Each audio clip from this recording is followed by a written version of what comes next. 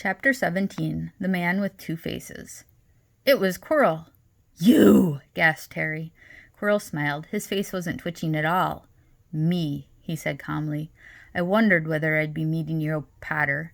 But I thought, Snape, Severus?" Quirrell laughed, and it wasn't his usual quivering treble either, but cold and sharp. "Yes, Severus does seem the type, doesn't he? So useful to have him swooping around like an overgrown bat. Next to him, who would suspect poor stuttering Professor Quirrell?" Harry couldn't take it in. This couldn't be true. It couldn't. "But Snape tried to kill me." No, I tried to kill you. Your friend Miss Granger accidentally knocked me over as she rushed to set fire to Snape at the Quidditch match. She broke my eye contact with you. Another few seconds and I'd have gotten you off that broom. I'd have managed it before then if Snape hadn't been muttering a counter curse trying to save you." "Snape was trying to save me?" "Of course," said Quirrell coldly. "Why do you think he wanted to referee your next match? He was trying to make sure I didn't do it again. Funny, really. He needn't have bothered. I couldn't do anything with Dumbledore watching. All the other teachers thought Snape was trying to stop Gryffindor winning. He did make himself unpopular. And what a waste of time, when after all that, I'm going to kill you tonight." Quirrell snapped his fingers. Ropes sprung out of thin air and wrapped themselves tightly around Harry. "You're too nosy to live, Potter. Scurrying around the school at Halloween like that. For all I knew, you'd seen me coming to look at what was guarding the stone." "You let the troll in?" "Certainly. I have a special gift with trolls. You must have seen what I did to the one in the chamber back there. Unfortunately, while everyone else was running around looking for it, Snape, who already suspected me, went straight to the third floor to head me off. And not only did my troll fail to beat you to death, that three-headed dog didn't even manage to bite Snape's leg off properly." "Now, wait quietly, Potter. I need to examine this interesting mirror." It was only then that Harry realized what was standing behind Quirrell. It was the mirror of Erised. "The mirror is the key to finding the stone," Quirrell muttered, tapping his way around the frame. "Trust Dumbledore to come up with something like this. But he's in London. I'll be far away by the time he gets back." All Harry could think of doing was to keep Quirrell talking and stop him concentrating on the mirror. "I saw you and Snape in the forest," he blurted out. "Yes," said Quirrell idly, walking around the mirror to look at the back. "He was on to me by that time, trying to find out how far I'd got. He suspected me all along, tried to frighten me, as though he could, when I had Lord Voldemort on my side." Quirrell came back out from behind the mirror and stared hungrily into it. "I see the stone. I'm presenting it to my master. But where is it?" Harry struggled against the ropes binding him, but they didn't give. He had to keep Quirrell from giving his whole attention to the mirror. "But Snape always seemed to hate me so much." "Oh, he does," said Quirrell casually. "Heavens, yes. He was at Hogwarts with your father, didn't you know? They loathed each other, but he never wanted you dead." "But I heard you a few days ago sobbing. I thought Snape was threatening you." For the first time, a spasm of fear filtered across Quirrell's face. "Sometimes," he said, "I find it hard to follow my master's instructions. He's a great wizard, and I am weak." "You mean he was there in the classroom with you?" Harry gasped. "He's with me wherever I go," said Quirrell quietly. "I met him when I traveled around the world. A foolish young man I was then, full of ridiculous ideas about good and evil. Lord Voldemort showed me how wrong I was. There is no good and evil. There's only power, and those who are too weak to seek it. Since then, I've served him faithfully, although I have let him down many times." "He has had to be very hard on me." Quirrell shivered suddenly. "He does not forgive mistakes easily. When I failed to steal the stone from Gringotts, he was most displeased. He punished me, decided he would have to keep a closer watch on me." Quirrell's voice trailed away. Harry was remembering his trip to Diagon Alley. How could he have been so stupid? He'd seen Quirrell there all that very day, shaken hands with him in the leaky cauldron. Quirrell cursed under his breath. "I don't understand. Is the stone inside the mirror? Should I break it?" Harry's mind was racing. "What I want more than anything else in the world at the moment," he thought, "is to find the stone before Quirrell does. So if I look in the mirror, I should see myself finding it, which means I'll see where it's hidden. But how can I look without Quirrell realizing what I'm up to?" He tried to edge to the left to get in front of the glass without Quirrell noticing, but the ropes around his ankles were too tight. He tripped and fell over. Quirrell ignored him. He was still talking to himself. What does this mirror do? How does it work? Help me, master.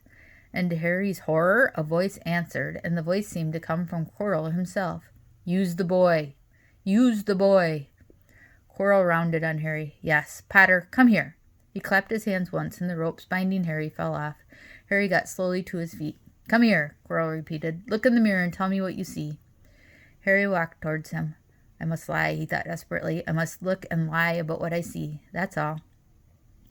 Quirrell moved close behind him. Harry breathed in the funny smell that seemed to come from Quirrell's turban. He closed his eyes, stepped in front of the mirror, and opened them again. He saw his reflection, pale and scared-looking at first, but a moment later the reflection smiled at him. It put its hand into its pocket and pulled out a blood-red stone. It winked and put the stone back into its pocket, and as it did so, Harry felt something heavy drop into his real pocket. Somehow, incredibly, he'd got the stone. Well, said Quirrell impatiently, what do you see?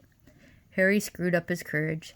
I see myself shaking hands with Dumbledore, he invented. I've won the house cup for Gryffindor. Quirrell cursed again. Get out of the way, he said. As Harry moved aside, he felt the sorcerer's stone against his leg. Dare he make a break for it? But he hadn't walked 5 paces before a high-pitched voice spoke, though Quirrell wasn't moving his lip. He lies! He lies! Potter, come back here, Quirrell shouted. Tell me the truth. What did you just see? The high voice spoke again. Let me speak to him, face to face. Master, you're not strong enough. I have strength enough for this. Harry felt as if Devil's Snare had rooted him to the spot. He couldn't move a muscle. Petrified, he watched as Quirrell reached up and began to unwrap the turban. What was going on? The turban fell away. Quirrell's head looked strangely small without it. Then he turned slowly on the spot. Harry would have screamed, but he couldn't make a sound. Where there should have been a back to Quirrell's head, there was a face, the most terrible face Harry had ever seen. It was chalk white, with glaring red eyes and slits for nostrils like a snake. Harry Potter, it whispered. Harry tried to take a step backwards, but his legs wouldn't move. See what I have become, the face said. Mere shadow and vapor. I have form only when I can share another's body. But there have always been those willing to let me into their hearts and minds. Unicorn blood has strengthened me these past weeks. You saw faithful Quirrell drinking it for me in the forest, and once I have the elixir of life, I will be able to create a body of my own. Now, why don't you give me the stone in your pocket? So he knew. The feeling suddenly surged back into Harry's legs. He stumbled backwards. Don't be a fool, snarled the face. Better save your own life and join me, or you'll meet the same end as your parents. They died begging me for mercy. Liar! Harry shouted suddenly. Quirrell was walking backwards at him, so that Voldemort could still see him. The evil face was now smiling. How touching, it hissed. I always value bravery. Yes, boy, your parents were brave. I killed your father first, and he put up a courageous fight. But your mother needn't have died. She was trying to protect you. Now give me the stone unless you want her to have died in vain. Never! Harry sprang towards the flame door, but Voldemort screamed, Seize him! And next second, Harry felt Quirrell's hands close on his wrist. At once, a needle-sharp pain seared across Harry's scar. His head felt as though it was about to split in two. He yelled, struggling with all his might, and to his surprise, Quirrell let go of him. The pain in his head seemed to lessen. He looked around wildly to see where Quirrell had gone, and saw him hunched in pain, looking at his fingers. They were blistering before his eyes. Seize him! Seize him! Shrieked Voldemort again, and Quirrell lunged, knocking Harry clean off his feet, landing on top of him, both hands around Harry's neck. Harry's scar was almost blinding him with pain, yet he could see Quirrell howling in agony. Master, I cannot hold him. My hands! My hands! And Quirrell, though pinning Harry to the ground with his knees, let go of his neck and stared, bewildered, at his own palms. Harry could see they looked burnt, raw, red, and shiny. Then kill him, fool, and be done, screeched Voldemort. Quirrell raised his hand to perform a deadly curse, but Harry by instinct reached up and grabbed Quirrell's face. Ah! Quirrell rolled off him, his face blistering too, and then Harry knew Quirrell couldn't touch his bare skin, not without suffering terrible pain. His only chance was to keep hold of Quirrell, keep him in enough pain to stop him doing a curse. Harry jumped to his feet, caught Quirrell by the arm, and hung on as tight as he could. Quirrell screamed and tried to throw Harry off. The pain in Harry's head was building. He couldn't see. He could only hear Quirrell's terrible shrieks and Voldemort's yells of "Kill him! Kill him!" and other voices, maybe in Harry's own head, crying, "Harry! Harry!" He felt Quirrell's arms twitch from his grasp, knew all was lost, and fell into blackness. Down, down, down. Something gold was glittering above him. The snitch. He tried to catch it, but his arms were too heavy. He blinked. It wasn't the snitch at all. It was a pair of glasses. How strange. He blinked again. The smiling face of Albus Dumbledore swam into view above him. "Good afternoon, Harry," said Dumbledore. Harry stared at him. Then he remembered. "Sir, the stone! It was Quirrell! He's got the stone! Sir, quick!" "Calm yourself, dear boy. You're a little behind the times," said Dumbledore. "Quirrell does not have the stone." "Then who does, sir?" "Harry, please relax, or Madame Pomfrey will have me thrown out." Harry swallowed and looked around him. He realized he must be in the hospital wing. He was lying in a bed with white linen sheets, and next to him was a table piled high with what looked like half the sweet shop. "Tokens from your friends and admirers," said Dumbledore, beaming. "What happened down in the dungeons between you and Professor Quirrell is a complete secret, so, naturally, the whole school knows.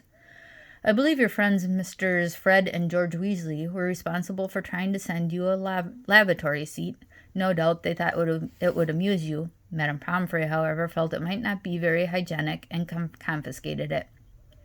"How long have I been here?" 3 days. "Mr. Ronald Weasley and Miss Granger will be most relieved you have come around. They've been extremely worried. But, sir, the stone—" "I see you are not to be disturbed. Very well. The stone. Professor Quirrell did not manage to take it from you. I arrived in time to prevent that, although you were doing very well on your own, I must say." "You got there? You got Hermione's owl?" "We must have crossed in mid-air. No sooner had I reached London than it became clear to me that the place I should be was the one I had just left. I arrived just in time to pull Quirrell off of you." "It was you? I feared I might be too late." "You nearly were. I couldn't have kept him off the stone much longer." "Not the stone, boy, you. The effect involved nearly killed you. For one terrible moment there, I was afraid it had. As for the stone, it's been destroyed." "Destroyed?" said Harry blankly. "But your friend, Nicholas Flamel." "Oh, you know about Nicholas," said Dumbledore, sounding quite delighted. "You did do the thing properly, didn't you? Well, Nicholas and I have had a little chat and agreed it's all for the best." "But that means he and his wife will die, won't they?" "They have enough elixir stored to set their affairs in order, and then, yes, they will die." Dumbledore smiled at the look of amazement on Harry's face. "To one as young as you, I'm sure it seems incredible, but to Nicholas and Pernell, it really is like going to bed after a very, very long day. After all, to the well-organized mind, death is but the next great adventure. You know, the stone was really not such a wonderful thing. As much money in life as you could want, the two things most human beings would choose above all. The trouble is, humans do have a knack of choosing precisely those things which are worse for them." Harry lay there, lost for words. Dumbledore hummed a little and smiled at the ceiling. "Sir," said Harry, "I've been thinking. Sir, even if the stone's gone, you know who. Call him Voldemort, Harry. Always use the proper name for things. Fear of a name increases fear of the thing itself." "Yes, sir. Well, Voldemort's going to try other things to come back, isn't he? He hasn't gone, has he?" "No, Harry, he is not. He's still out there somewhere, perhaps looking for another body to share. Not being truly alive, he cannot be killed. He left Quirrell to die. He shows just as little mercy to his followers as to his enemies." "Nevertheless, Harry, while you may only have delayed his return to power, it will merely take someone else who's prepared to fight what seems a losing battle next time. And if he's delayed again and again, why, he may never return to power." Harry nodded, but stopped quickly because it made his head hurt. Then he said, "Sir, there are some other things I'd like to know if you can tell me, things I want to know the truth about." "The truth?" Dumbledore sighed. "It's a beautiful and terrible thing, and should therefore be treated with great caution. However, I shall answer your questions, unless I have a very good reason not to, in which case I beg you'll forgive me.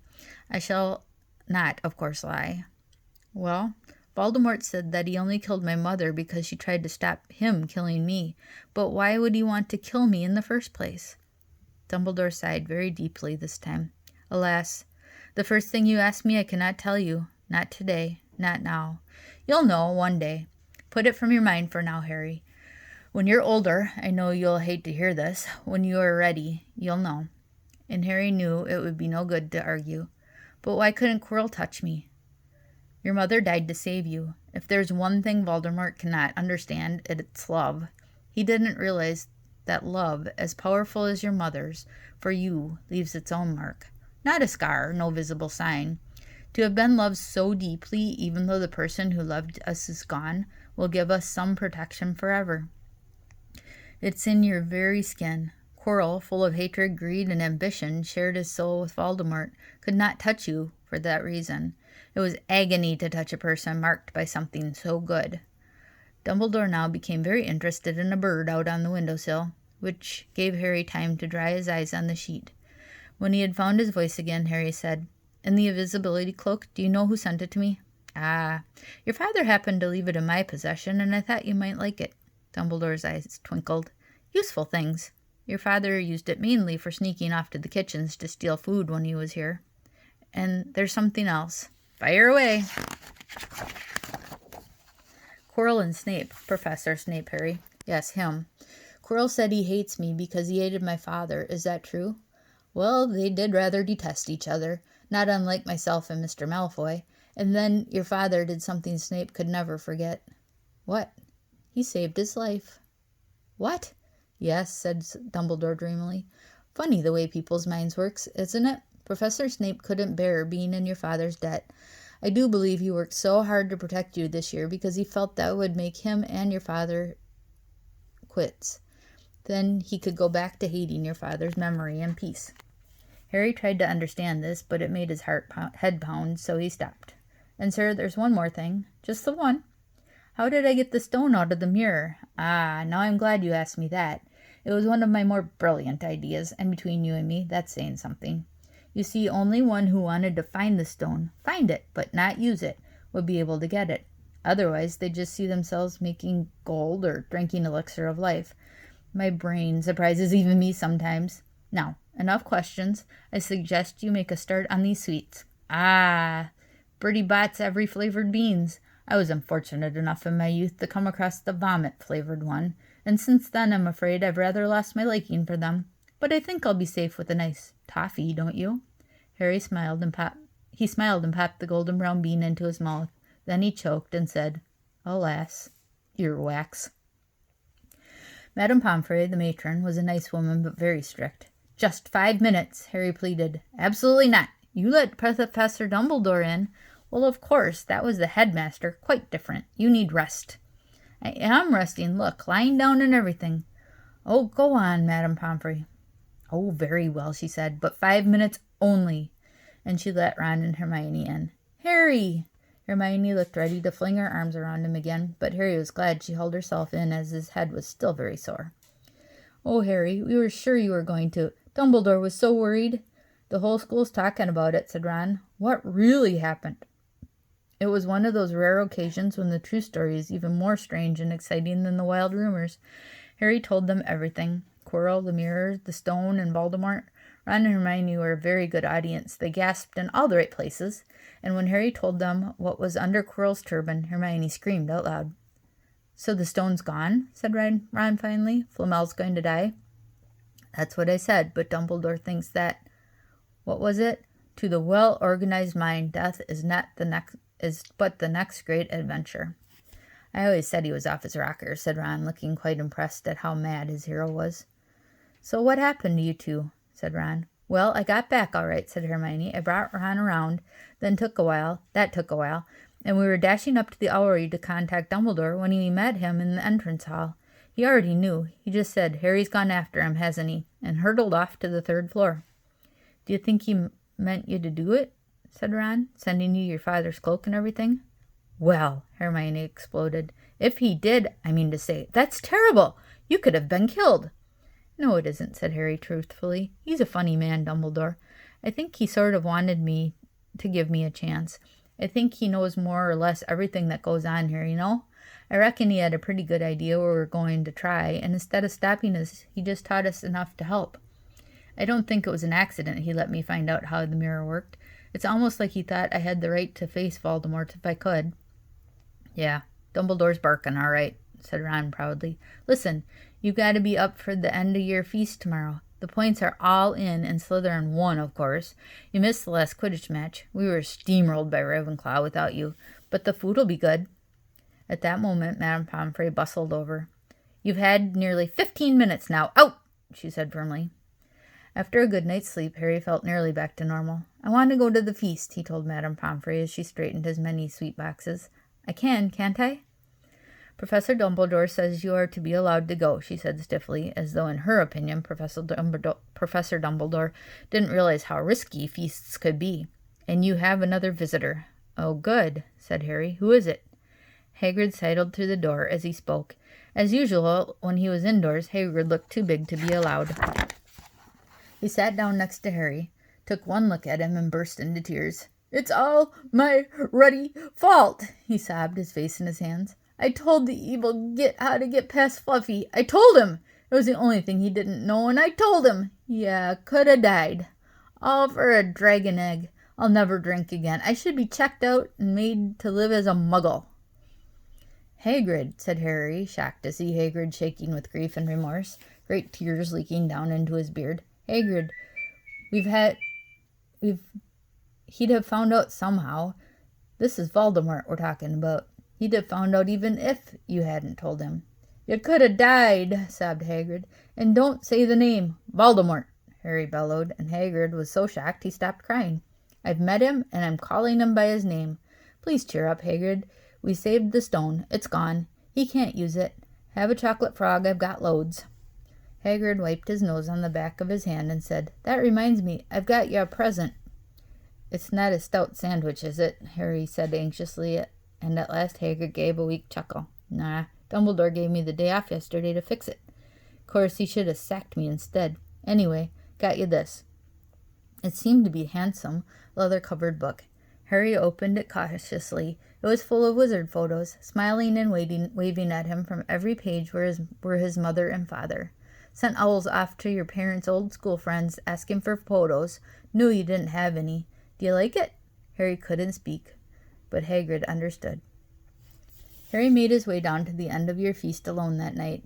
He'd been held up by Madame Pomfrey's fussing about, insisting on giving him one last checkup, so the great hall was already full.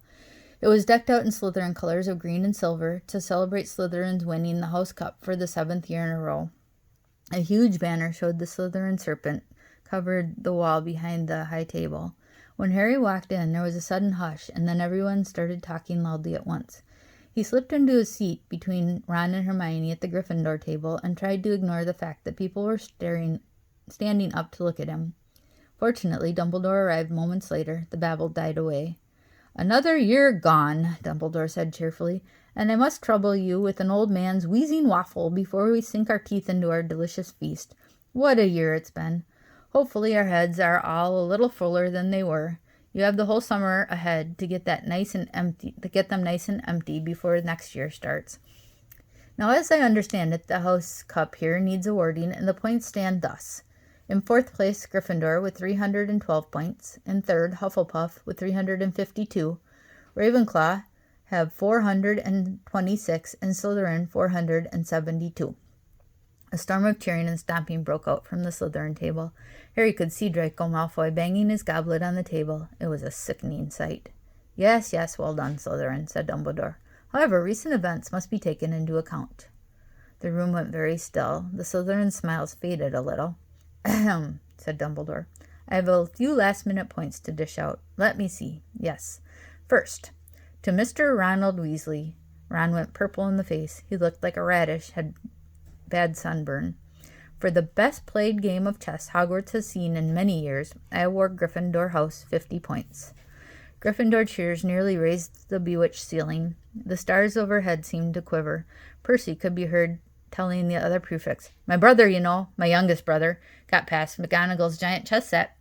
At last there was silence again. Second, To Miss Hermione Granger, for the use of cool logic in the face of fire, I award Gryffindor House 50 points.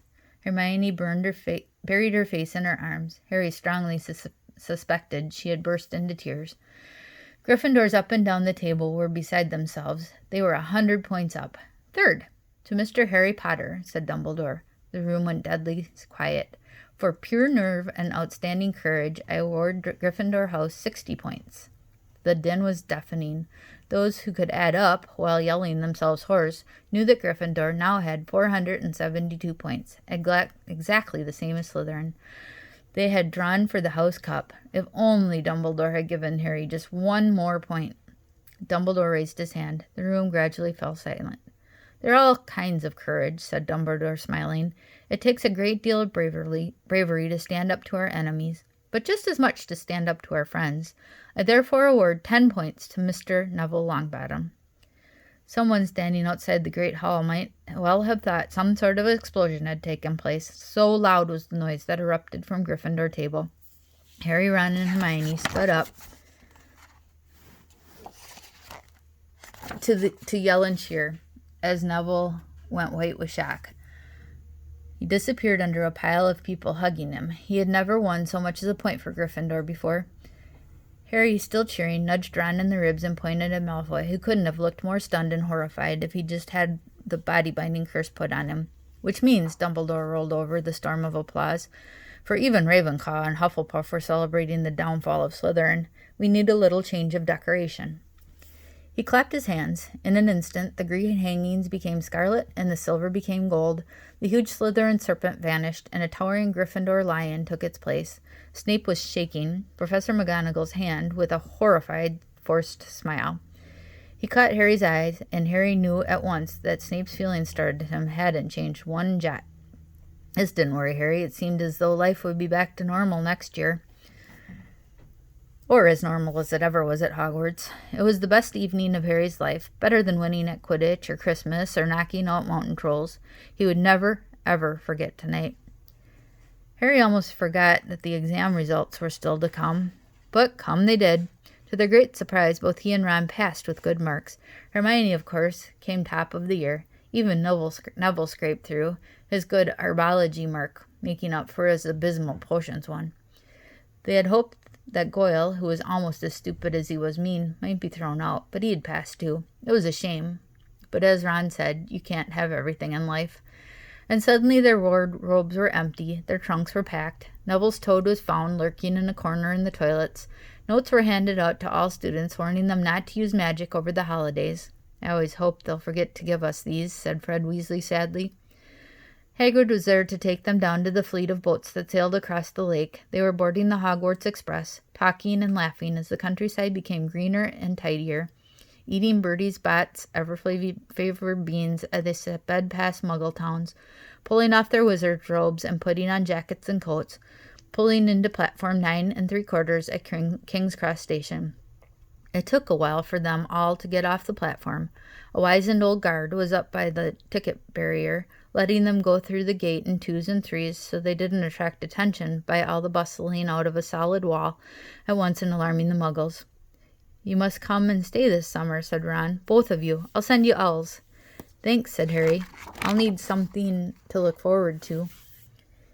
People jostled them as they moved forward towards the gateway back to the Muggle world. Some of them called, Bye, Harry. See you, Potter. Still famous, said Ron, grinning at him. Not where I'm going, I promise you, said Harry. He, Ron, and Hermione passed through the gateway together. There he is, Mom. There he is. Look. It was Ginny Weasley, Ron's younger sister, but she wasn't pointing at Ron. Harry Potter, she squealed. Look, Mom, I can see. Be quiet, Ginny, and it's rude to point. Mrs. Weasley smiled down at them. Busy year? She said. Very, said Harry. Thanks for the fudge and jumper, Mrs. Weasley. Oh, it was nothing, dear. Ready, are you? It was Uncle Vernon, still pale, purple-faced and still mustached, looking furious at the nerve of Harry, carrying an owl in a cage in a station full of ordinary people. Behind him stood Aunt Petunia and Dudley, looking terrified at the very sight of Harry. You must be Harry's family, said Mrs. Weasley. In a manner of speaking, said Uncle Vernon. Hurry up, boy, we haven't got all day. He walked away. Harry hung back for a last word with Ron and Hermione. See you over the summer, then. Hope you have a good holiday, said Hermione, looking uncertainly after Uncle Vernon, shocked that anyone could be so unpleasant. Oh, I will, said Harry, and they were surprised at the grin that was spreading over his face. They don't know we aren't allowed to use magic at home.